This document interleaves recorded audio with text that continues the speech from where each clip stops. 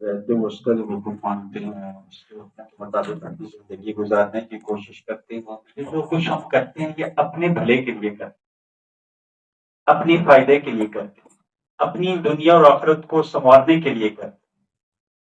اگر ہم دین کا کام چھوڑ دیں اور ہم یہ سمجھے کہ میں کوئی احسان کر رہا ہوں، یا آپ کوئی نماز پڑھ کے کوئی احسان کر رہے ہیں، یا دین کی تبلیغ کر کے کوئی بہت بڑا احسان کر رہے ہیں، ایسا نہیں۔ جو کر رہے ہیں اللہ کی توفیق سے ہے، میرا اور آپ کا کوئی احسان نہیں۔ فرمایا دیکھو اگر تم نہیں کرو گے، اللہ جل شانہ تمہیں مٹا کر تمہاری جگہ پر اور قوم کو وقت نہیں یرتد منکم عن دینہ فسوف یأتی اللہ بقوم یحبهم ویحبونہ، اذلت، وہ جو تم سے زیادہ جو ہے وہ دین کے معاملے میں غیرت مند ہوں۔ یہ سلسلے کو قرآن مجید نے آگے بڑھایا تو پھر اگلے دو رسول اللہ صلی اللہ علیہ وسلم کو واضح انداز میں پھر جس چیز کا آپ کو حکم دیا گیا بس اس کی تبلیغ فرماتے رہیے، بلغ ما انزل الیک من ربک، اور یہی داعی اور مومن کی شان ہے کہ وہ رب کے حکم کو کسی انسان کی ملامت سے اور کسی انسان کے ڈر اور خوف سے وہ دین کے کسی حکم کو جو ہے وہ روکتا نہیں ہے، چھپاتا نہیں ہے، اور اس میں رخصت سے کام نہیں لے۔ یہ دو رکوع آگے بڑھائیں تو پھر حضرت عیسیٰ علیہ السلام کے حوالے سے قرآن مجید نے بڑے کھل کر بات کی۔ حضرت عیسیٰ علیہ السلام کی الوہیت اور ان کے معبود ہونے کے حوالے سے قرآن مجید نے، میں نے پیچھے بھی ذکر کیا اور دوبارہ پھر ذکر کرتا ہوں۔ اور اس کی وجہ یہ بھی ہے کہ پوری دنیا کے اندر آپ کو، جو آپ لوگ خاموشی سے بیٹا آپ لوگ مانتے ہیں سب، پوری دنیا میں سب سے زیادہ یعنی بڑی تعداد میں نصارہ موجود ہے۔ نام کے نصارہ ہیں لیکن وہ اپنے آپ کو نسبت کرتے ہیں حضرت عیسیٰ علیہ السلام کی طرف، چاہے وہ غلط انداز کی کیوں نہ ہو، چاہے وہ شرکیہ کیوں نہ ہو، لیکن یہ کو نسبت ایک بڑی تعداد دنیا کے اندر موجود ہے عیسائی کرسچینٹی۔ اس وجہ سے قرآن نے جا بجا کے ہم ان کا رد بھی فرمایا۔ ہاں، جہاں رد فرمایا ہے وہاں یہ قرآن کا اعجاز ہے۔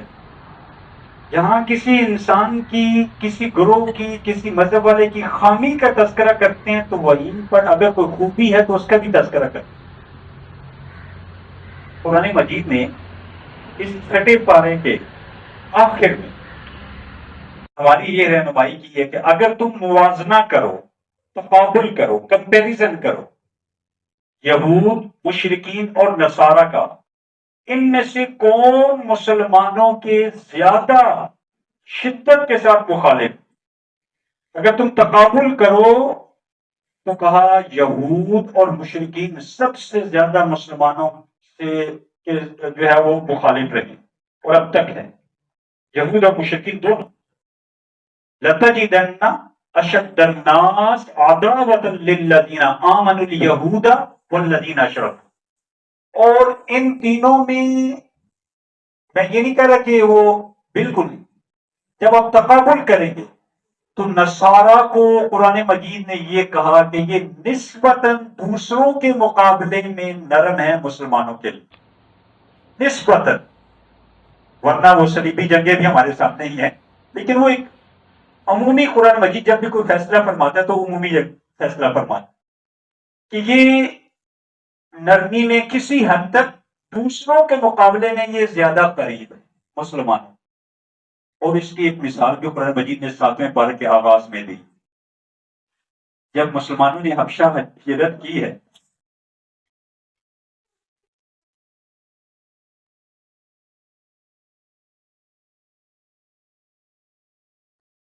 وہاں آپ کو معلوم ہے کہ مشرکین کے وفد پہنچ گئے تھے، پیچھے کہ یہ ہمارے بگوڑے ہیں، آپ نے ان کو کہاں جگہ دے دی ہے۔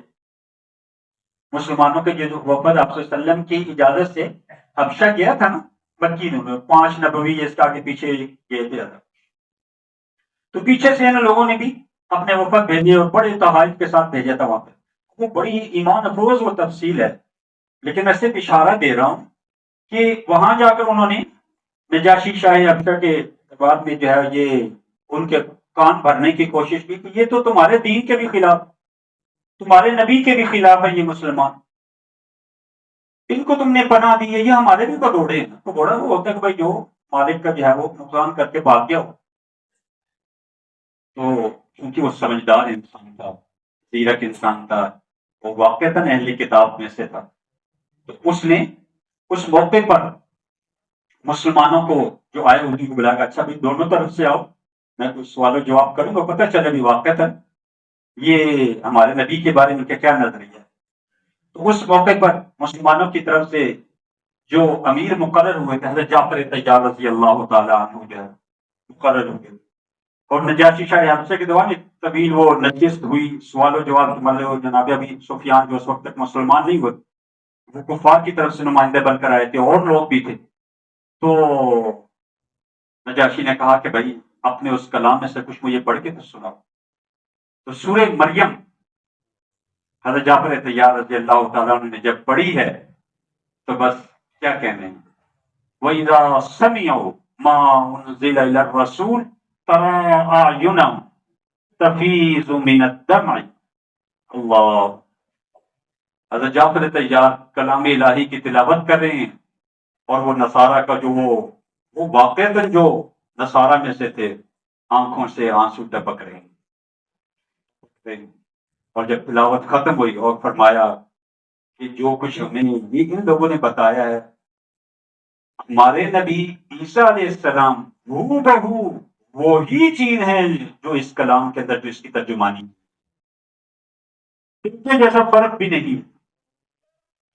تو اس وقت آنکھوں سے آنسو فرمایا کہ باقیوں کے مقابلے میں یہ نصارہ جو ہے یہ تمہارے لیے نسبتاً جو ہے یہ قریب ہیں دوسروں کے مقابلے میں.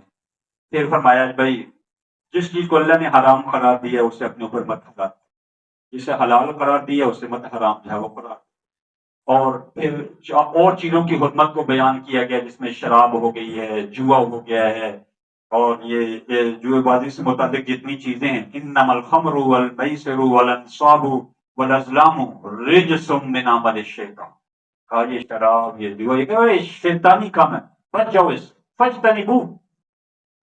ٹھیک، یہی تمہارے دلوں میں دشمنی اور بغض پیدا کرنے والی چیزیں.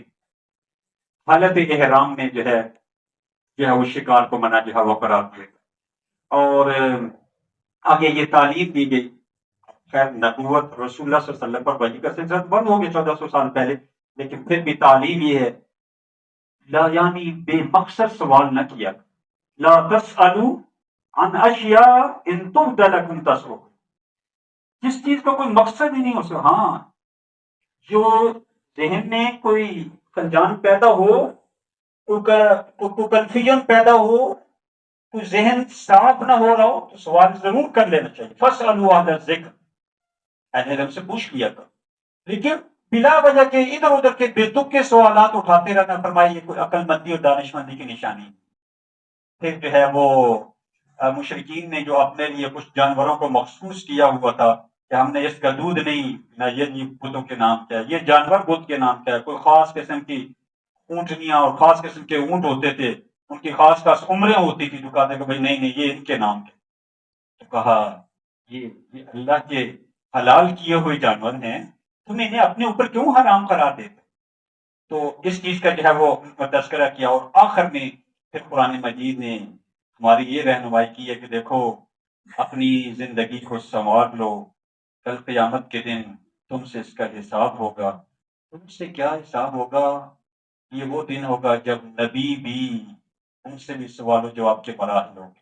یوم یجمع اللہ الرسل فیقول ماذا اجبتم قالوا لا علم لنا انک انت العلیم. جب تک ہم رہے ہم ان میں اصلاح کی کوشش کرتے رہے، ہمارے بعد کیا ہوتا رہا میرے مولا یہ تیرے علم. اور آخر میں پھر قرآن مجید نے حضرت عیسیٰ علیہ السلام، وہی پھر حضرت عیسیٰ علیہ السلام سے براہ راست سوال، یا عیسیٰ ابن مریم انت قلت للناس اتخذونی وأمی الہین من دون اللہ. عیسیٰ، حالانکہ اللہ جانتے تھے سب کچھ، کیا آپ نے لوگوں کو یہ تعلیم دی تھی کہ مجھے اور میری والدہ کو دو خدا، دونوں کو دو خدا سمجھ لو، دون اللہ خدا کو چھوڑ کر. حضرت عیسیٰ کیا پڑھتے ہیں؟ قال سبحانک، اللہ تیری ذات پاک، ما یکون لی ان اقول ما لیس لی بحق، جس چیز کا مجھے حق ہی نہیں، جو میرے لیے جائز ہی نہیں، میں اس کی تبلیغ، میں اس کی دعوت کیسے دے سکتا؟ بالفرض اگر کوئی میں نے ایسی بات کہی یا میرے دل میں تھی، میرے بولا تو علام الغیوب ذات ہے، تو علام الغیوب ہے، میں نے کبھی کوئی ایسی، لیکن پھر بھی اینڈ پہ کیا ہو رہا ہے؟ ان تعذبهم فانهم عباد وان تغفر لهم فانك انت العزیز الحکیم۔ بولا ان میں سے جو صحیح رہے تو گناہ گار بندوں میں سے، اب چاہو تو جس کو عذاب دے دو، چاہو تو مغفرت فرما دو، یہ تو آپ کے اختیار۔ اور آخری آیت میں فرمایا گیا کہ نجات سچ میں ہے۔ قال اللہ ھذا یوم ینفع الصادقین، لوگوں نجات اور وقتی کیا ہے؟ کڑوا وقتی طور پر کیا ہوتا ہے؟ سننا بھی بولنا بھی، دونوں ہی چیزیں بڑی کڑوی لگتی ہیں، لیکن کہا نجات تمہاری اسی میں ہے، کامیابی تمہاری اور اعتماد تمہارا اسی کے اندر بحال ہو۔ اللہ جل شانہ عمل کی